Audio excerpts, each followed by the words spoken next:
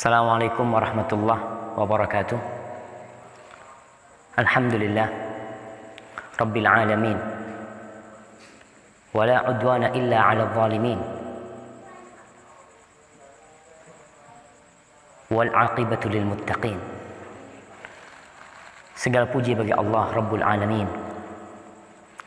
Salawat dan salam semoga tercurahkan untuk Khatamul Anbiya wal Mursalin, untuk penutup para nabi dan para rasul, wa ala alihi wa sahbihi ajma'in. Dan semoga salawat itu bersambung untuk keluarga beliau, untuk istri-istri beliau, untuk putra-putri beliau, dan untuk seluruh sahabat nabi. Semoga Allah meridhai kita bersama mereka. Amma ba'd. Akhi ukhti rahimakallah, kita melihat di masa sekarang banyak tokoh-tokoh yang diikuti oleh banyak orang, diidolakan oleh mereka. Ucapannya senantiasa dipertimbangkan, bahkan ucapan mereka menjadi hukum bagi sebagian orang.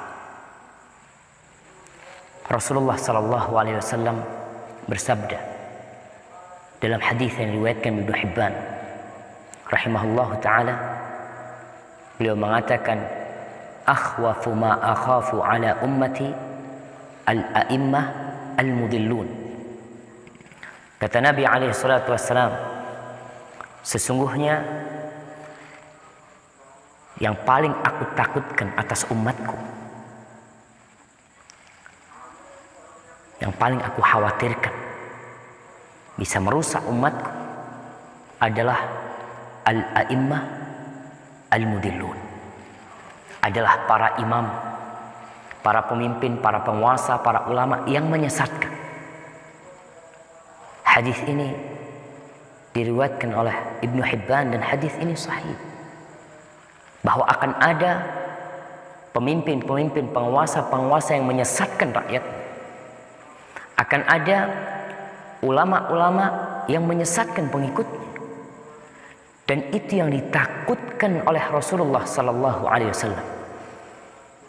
Karena kita tahu penguasa yang sesat atau seorang alim ulama yang sesat, tentu di balik mereka akan ada banyak pengikut yang turut tersesat. Dan pada hari kiamat kelak Allah menggambarkan satu gambaran bagaimana para pengikut ini tatkala minta tolong kepada tokoh-tokoh yang mereka ikutin sama di dunia. Karena senantiasa dikatakan, udah kalau kau ikut aku aman, kalau kau ikut jalanku sudah langsung masuk surga. Ada yang mengatakan seperti itu. Allah berfirman di surah Al-Baqarah ayat 166, Allah mengatakan, ittabarra alladzina tubi'u minal ladzina ittaba'u wa ra'awul 'adzab wa taqatta'at bihimul asbab. Tatkala para tokoh-tokoh yang diikutin berlepas diri dari pengikut-pengikut mereka, mereka mengatakan, siapa yang suruh kalian ikut aku? Siapa yang memerintahkan kalian untuk nurut sama aku? Pada hari kiamat mereka berlepas diri dari orang-orang yang mengikuti mereka, dan mereka melihat azab. Tatkala itu semua hubungan terputuskan. Kau yang merasa, oh fulan bisa menyelamatkan dirimu karena kau mengikuti fulan selama hidup ini, kelak dia akan berlepas diri darimu. Wa qala alladzina ittaba'u, ketika itu para pengikut berkata, lau anna lana karratan fanatabarra'a minhum kama tabarra'u minna. Mereka mengatakan, andai kata kita bisa balik ke dunia, kita akan berlepas diri, kita tidak akan ngikutin orang-orang itu sebagaimana mereka berlepas diri dari kita sekarang. Di masa tatkala manusia butuh bantuan, tatkala itu mereka berlepas diri. Tatkala engkau sedang disidang, mungkin ada orang yang mengatakan, tenang, aku akan bantuin kau, aku akan belain engkau. Pembela-pembela itu akan kabur semuanya. Allah mengatakan kadzalika yurihimullahu a'malahum hasaratin alaihim. Begitulah Allah menampakkan kepada mereka amal perbuatan mereka jadi penyesalan atas mereka. Wa ma hum bikharijina minan nar. Mereka tidak akan keluar dari api neraka. Jamaah rahimakallah. Allah menceritakan kejadian tadi dan Rasul sallallahu alaihi wasallam menyampaikan kepada para sahabat bahwa beliau sangat takut dengan penguasa-penguasa yang menyesatkan rakyatnya dan ulama-ulama yang menyesatkan pengikutnya. Rasulullah sampaikan itu agar kita jangan sampai menjadi ustadz-ustadz, menjadi ulama-ulama, menjadi pendakwah-pendakwah yang menyesatkan pengikutnya. Dan jangan sampai kita menjadi pengikut-pengikut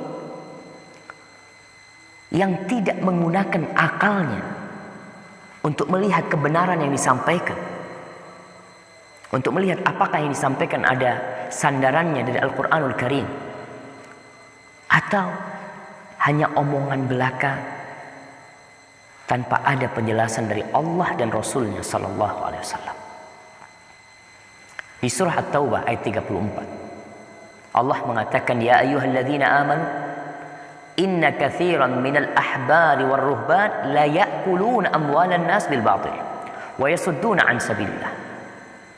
Allah mengatakan wahai orang-orang yang beriman, sesungguhnya banyak dari ahbar, dari pendeta-pendeta Yahudi dan ruhban, pendeta-pendeta Nasrani yang mereka makan harta manusia dengan cara yang batil. Tujuan dia mengumpulkan uang dari masanya, dari pengikutnya dengan cara yang batil. Ini pendeta Yahudi dan Nasrani Allah ceritakan. Wa yasudduna an sabilillah. Ditambah lagi mereka menghalangi orang dari jalan Allah. Sudah makan harta pengikutnya, harta masanya dengan cara yang batil. Kemudian dia menghalangi orang dari jalan Allah. Mungkin ada yang berkata, Ustadz, ini ayat turunnya di Ahlul Kitab, Yahudi dan Nasrani. Kenapa kok ayat itu sekarang dibacakan kepada kita? Yang pertama Allah mengatakan ya ayyuhalladzina amanu, wahai orang-orang yang beriman.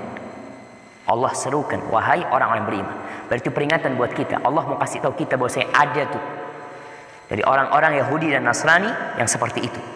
Yang kerjanya dia ngambil harta pengikutnya, dia makan dan dia menghalangi pengikutnya dari jalan Allah. Itu ada, ya. Kemudian apakah yang seperti itu ada di dalam umat Islam? Nah, bukankah Rasul sallallahu alaihi wasallam mengatakan la tattabi'unna sanana man kana qablakum? Kalian pasti akan mengikuti jalan-jalan, cara-cara, tradisi-tradisi. Tradisi siapa? Tradisi orang-orang Yahudi dan Nasrani. Kalian pasti akan mengikuti mereka. Bakal ada di antara kita, mudah-mudahan kita tidak termasuk. Para ustadz, para ulama yang ada di negeri kita tidak termasuk orang-orang yang menyesatkan dan mengajak orang kepada kesesatan. Tapi itu yang paling ditakutkan oleh Nabi SAW. Dan akan ada di antara umat Islam yang mengikuti mereka. Hatta idza dakhalu juhra dabbin. Sampai kalau mereka itu masuk ke lubangnya dhab. Kalau ada orang Yahudi Nasrani masuk ke lubangnya dhab, kita akan masuk. Akan ada di umat Islam yang melakukan hal itu. Ini sungguh menakutkan sekali, jemaah.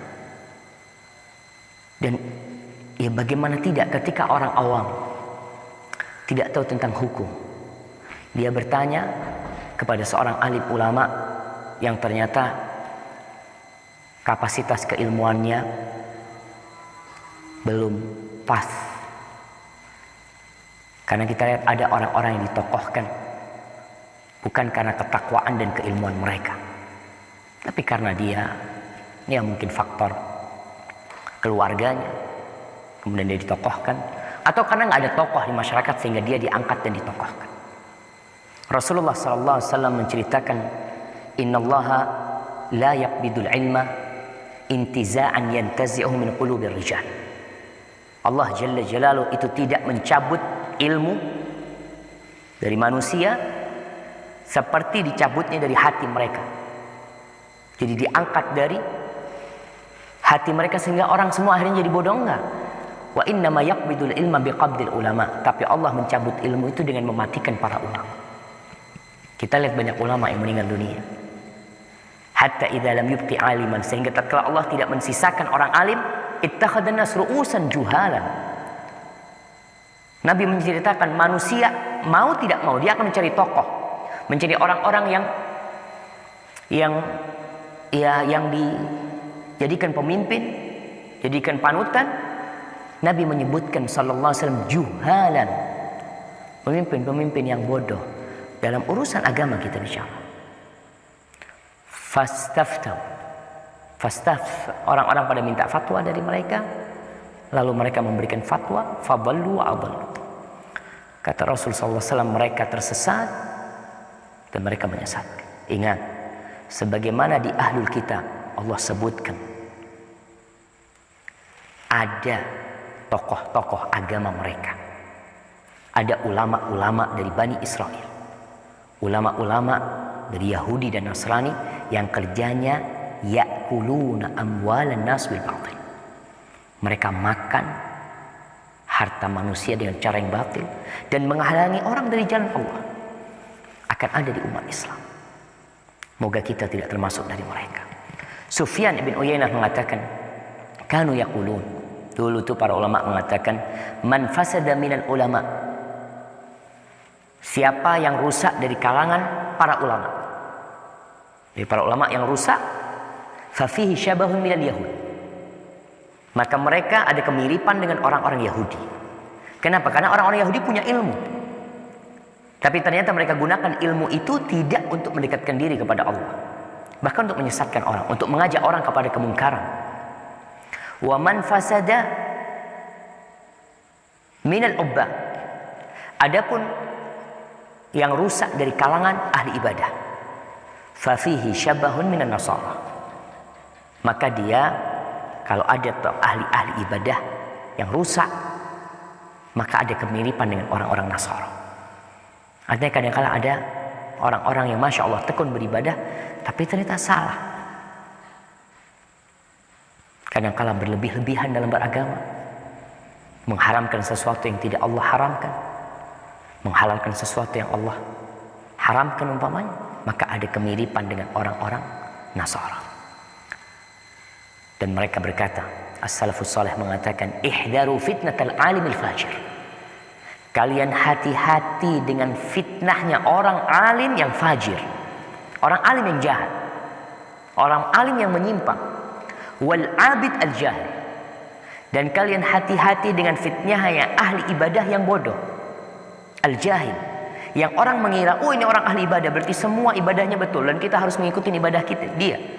Hati-hati, fa inna fitnatahuma fitnatun likulli maftun. Fitnahnya dua tokoh ini, yang satu alim ulama yang fajir, yang satu ahli ibadah yang jahil, itu benar-benar berbahaya, sangat membahayakan orang.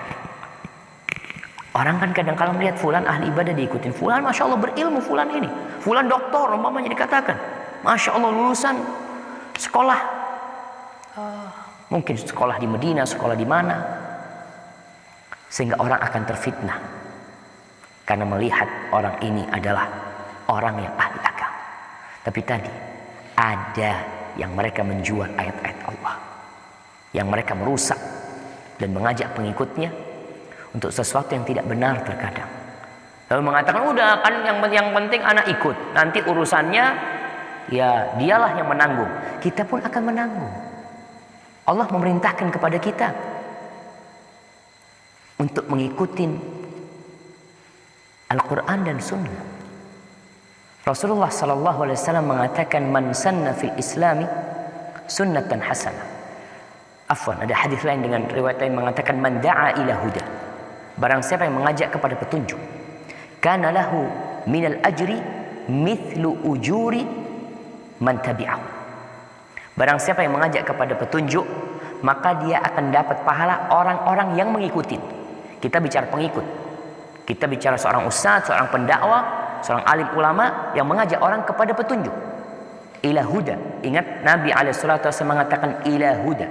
Dia akan mendapatkan pahala orang-orang yang mengikuti la yanqusu dzalika min ujurihim syai'an, tanpa mengurangi sedikit pun pahala orang-orang yang mengikuti dia. Kalau kau mengajak kepada hidayah, kau akan dapat pahala semua orang yang mengikuti kau. Ini sebuah kemuliaan seorang pendakwah. Rasulullah SAW mendapatkan pahala seluruh umat Islam karena beliau mengajak mereka, beliau mengajarkan kepada mereka. Dan sebaliknya, waman da'a ila dhalalatin, barang siapa yang mengajak kepada kesesatan, dhalalah bukan petunjuk, kana alaihi minal itsm mithl atham man tabi'ahu la yanqusu dzalika min athamihim syai'an. Barang siapa yang mengajak kepada kesesatan, maka dia akan dapat dosa semua orang yang mengikuti dia, tanpa mengurangi dosa pengikutnya. Jangan sampai pengikut mengatakan, udah dosaku ditanggung sama yang ngajak aku. Lah, iya, yang mengajak engkau dapat dosa double, dosamu dan dosa dia. Tapi kau akan menanggung dosamu sendiri. Hadis ini menjelaskan kepada kita bahwa ada pendakwah kepada hidayah, kepada petunjuk. Dan ada pendakwah yang mengajak kepada kesesatan. Dan semuanya memiliki pengikut. Semuanya memiliki murid. Semua memiliki penuntut ilmu. Dan perbedaan antara dua pendakwah ini jelas. Yang satu mengajak kepada huda, kepada hidayah. Apa itu hidayah? Al-ilmu an-nafi' wal amalu salih. Ilmu yang bermanfaat dan amal saleh. Allah mengatakan huwallazi arsala rasulahu bil huda wa dinil haq. Dialah Allah yang mengutus rasulnya bil huda, dengan petunjuk, dengan Al-Qur'anul Karim, wa dinil haq, dan agama Islam, liyudhhirahu 'ala ad-dini kullihi walau karihal musyrikun, agar Allah menampakkan, memenangkan agamanya di atas seluruh agama walaupun orang-orang musyrik membenci hal itu. Dengan cara ini kita tahu mana imam-imam yang mengajak kepada petunjuk, mana ustadz-ustadz, mana alim ulama yang mengajak kepada hidayah. Mereka adalah orang-orang ketika menyampaikan ilmu, dia menyampaikan qala Allah, qala Rasul. Yang dia sampaikan adalah firman Allah dan sabda Nabi alaihissalatu wassalam. Orang-orang yang mengajarkan kepada umat ini loh Islam yang diajarkan oleh Nabi kepada para sahabatnya. Dan ini yang diamalkan oleh Umar bin Khattab, oleh Abu Bakar As-Siddiq, oleh Uthman bin Affan, oleh Ali bin Abi Thalib. Maka dari situ kita bisa menilai, oh ini orang mengajak kepada petunjuk. Dia tidak mengajak kepada dirinya, dia tidak mengajak kepada kelompoknya, dia tidak mengajak kepada golongannya. La, dia mengajak kepada Allah dan Rasulnya. Adapun orang-orang yang mengajak kepada kesesatan, dia adalah orang-orang yang tidak menghargai Al-Quran, tidak menghargai sunnah, tidak menghargai pendapat para sahabat. Mengatakan, oh mereka kan bukan nabi, sama-sama kita. Hum rijal wa nahnu rijal. Mereka lelaki dan kita lelaki. Mereka bisa berpendapat, kita bisa berpendapat. Subhanallah, para sahabat Nabi orang-orang yang melihat Quran itu turun, melihat Rasul sallallahu alaihi wasallam menyampaikan hadis itu. Jadi para jamaah, orang yang mendapatkan hidayah adalah orang yang Allah beri petunjuk kepada dia untuk mengikuti Al-Quran dan Sunnah, mencintai Sunnah, mengamalkannya, mengajak orang untuk mengamalkannya, dan dia duduk bersama orang-orang yang cinta dengan Sunnah-Sunnah Rasul Sallallahu Alaihi Wasallam.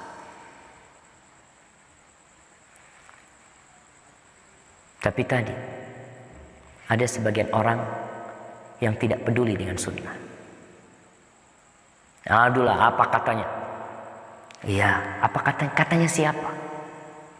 Al-Imam Malik bin Anas mengatakan, kullun yu'khadhu min qawlihi wa yurad. Semua orang, semuanya, siapapun orang, yu'khadhu min qawlihi wa yurad.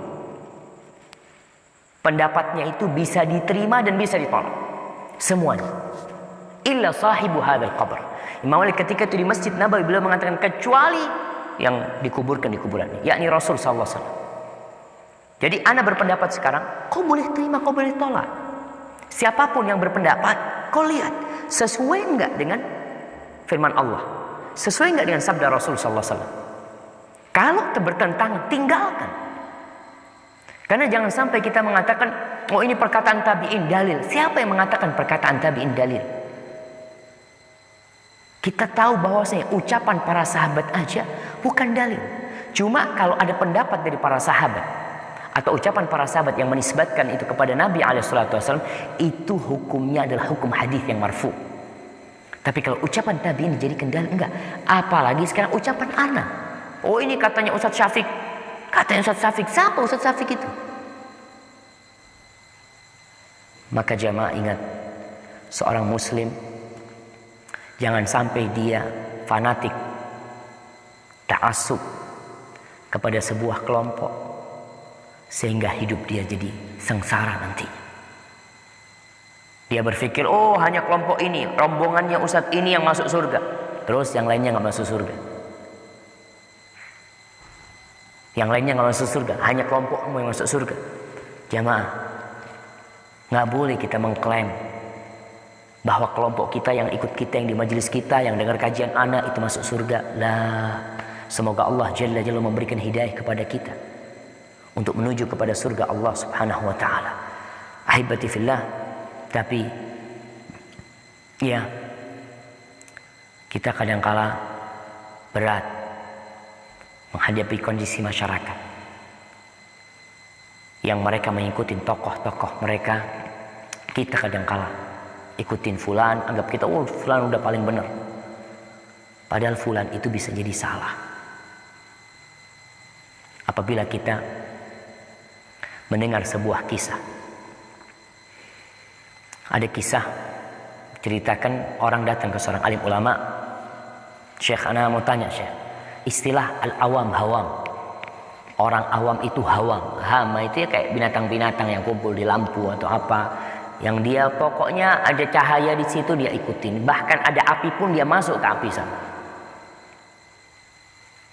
Lalu alim ulama ini mengatakan, udah kalau begitu kau datang, aku nanti mau ceramah tadi. Kau lihat bagaimana kondisi orang-orang. Akhirnya ustadz ini ceramah, khutbah Jumat mungkin. Dia ceramah, dia jelek-jelekan pemimpin, dia caci maki pemimpinnya. Pemimpin kita ini adalah orang yang zalim, umpamanya mungkin gubernurnya adalah orang yang menyesatkan, adalah orang yang tidak bertindak adil. Itu semua di masjid ketika dengar ceramahnya ustadz, semuanya mengatakan laknatullah alaih, semoga Allah melaknat itu orang, semoga Allah melaknat itu orang, mudah-mudahan nggak diberkahi itu orang. Itu orang melihat ceramahnya syekh, mereka ikut dalam ceramah yang penuh dengan semangat. Kemudian setelah itu khutbah kedua ceramah lagi. Tapi ini pemimpin kita walaupun zalim, tapi dia yang bangun masjid kita, dia yang bikin jalan kita, dia menyantuni orang-orang miskin, dia melakukan kebaikan ini itu. Apa kata orang? Rahimahullah, semoga Allah merahmati, semoga Allah menyayangi itu orang. Ajib. Akhirnya itu orang datang ke syekh, kau udah lihat tadi? Iya, ya ana faham. Bayangkan khutbah pertama menjelek-jelekkan pemimpin dan orang melaknat dia. Khutbah kedua pemimpinnya diangkat, semuanya mendoakan rahmat buat pemimpinnya. Itu adalah kondisi orang-orang yang tidak mengerti. Maka kita dituntut untuk menuntut ilmu, untuk belajar. Baik, kita diperintahkan untuk bertanya kepada para ulama. Fas'alu ahla dzikri in kuntum la ta'lamun. Tanyalah kepada orang-orang yang berilmu ketika kau nggak ngerti. Tapi kau suruh milih yang seperti apa yang kau tanya. Tadi kita sudah disampaikan bahwasanya orang yang mengajak kepada petunjuk itu yang kau tanya. Yang ketika ditanya dia akan menyampaikan, ini hadis sahih, diriwayatkan fulan dan fulan. Penjelasannya seperti ini, ayatnya kayak gini. Tapi ketika kita bertanya kepada orang, lalu dia jawabannya, udahlah yang penting kau nurut sama aku. Sudah aku jamin, itu nggak apa-apa umpamanya. Ada seorang yang datang ke seorang alim ulama. Ini kejadian kalau nggak salah di Oman. Cerita teman di Madinah. Dia datang, kemudian dia punya masalah keluarga. Dia mengatakan, wahai syekh, ana ini sudah menceraikan istri ana 3 kali. Kita tahu secara hukum syariat gak mungkin balik. Hatta tankiha zaujan ghairah. Kata Allah, istrimu tidak boleh kau nikahin sampai istrimu menikah atau dinikahin oleh lelaki lain. Kemudian diceraikan, lalu kau menikahin dia, itu nggak apa-apa. Syekh, ada nggak solusi bagaimana istriku bisa halal buat aku? Apa kata syekhnya? Gini, ya masalahmu masalah besar ini. Kalau kau ingin istrimu halal lagi buat kau coba berangkat ke gunung ini, kau cari pohon atau bunga di pohon di gunung itu, bunga seperti ini kau bawa ke sini, nanti insya Allah istrimu jadi halal buat kau. Berangkat tuh orang, dapat tuh bunga, dia kasih ke Indonesia, udah kau boleh menikahin dia. Apa tidak disebut al-a'immah al-mudillun, imam-imam yang menyesatkan? Yang kata Nabi SAW, akhwafu ma akhafu ala umat, yang paling aku takutkan menimpa umatku itu al-a'immah al-mudillun, imam-imam yang menyesatkan. Apa maknanya? Kalau menyebutkan penguasa-penguasa yang menyesatkan, yang zalim, yang mengajak rakyatnya kepada kezaliman, dan ulama-ulama yang mengajak pengikutnya kepada kesesatan. Maka ahibati fillah, ya kita berdoa karena ada yang memancing di air keruh. Ada yang ingin persatuan umat Islam, ukhuwah Islamnya pecah. Dan Rasul SAW menjelaskan bahwasa yang paling aku takutkan ketika beliau mengatakan inna syaitan qad ayisa ayya'budahul musallun fi jaziratil Arab. Syaitan udah putus asa untuk bisa disembah oleh orang-orang yang sholat itu di Jazirah Arab. Lakin fit tahrish bainahum, tapi dalam mengadu domba di antara mereka. Mulai zaman Belanda kita ini diadu domba. Setelah kemerdekaan ada orang-orang yang mau ngadu domba kita. Maka umat Islam harus bersama-sama kembali kemana? Kembali kepada agama Allah, memakmurkan rumah Allah, memahamkan Islam yang benar kepada mereka. Kalau ada perbedaan pendapat, farudduhu ilallah wa rasul, kembalikan kepada Allah dan Rasul. Jangan suka, kita nggak boleh suka mengkafirkan orang, membid'ahkan orang, menyesatkan orang. Nggak mudah hal itu. Ada orang-orang yang mengatakan, oh ini fulan suka menyesatkan orang, tapi kau juga menyesatkan orang lain. Sama, akhirnya kita saling menyesatkan. Kalau memang ada permasalahan, kita perlu duduk dan tinggalkan ta'assub, tinggalkan fanatisme yang membuat runtuhnya negeri Islam. Antum kalau lihat runtuhnya khilafah Islamiyah umpamanya, salah satu penyebabnya ketika ada ulama-ulama yang mengajak untuk menutup pintu ijtihad, sehingga mereka hidup dalam ketidakjelasan dalam masalah hukum, padahal ada perkara-perkara baru yang harus diselesaikan. Ada masalah-masalah kontemporer yang itu tidak terjadi di masa lalu. Ketika tidak ada pintu ijtihad, tutup, ya udah, selesai. Sebenarnya ulama mengatakan bagaimana sekarang itu ada bank money, bank sperma. Boleh nggak? Oh, udah nggak ada pintu ijtihad, sudah nggak boleh. Dulu kan nggak ada, sekarang nggak boleh. Anak umpamanya ada masalah, anak apa istilahnya, bayi tabung umpamanya, masalah-masalah baru. Kita perlu duduk bersama menyelesaikan masalah umat, dan tantangan umat Islam sangat besar. Saudara-saudara kita di Rohingya, dibantai di sana. Kita sendiri kadangkala ya sibuk dengan diri kita. Kita perlu bergandengan tangan menuju kemana? Menuju kepada Al-Quran dan Sunnah, sehingga semua akan bertemu di sana. Iya, tetap akan ada perbedaan mungkin, tapi ada perbedaan-perbedaan yang sebenarnya ada ruang untuk berbeda, dan kita saling menghargai. Barakallahu fiik. Ingat, jangan sampai kau kelak pada hari kiamat berlepas diri, atau orang-orang yang kau ikutin selama hidup ini berlepas diri dari kau. Kau bertanggung jawab atas dirimu sendiri. Ahibati fillah, semoga bermanfaat buat kita semua, dan kita saling mendoakan.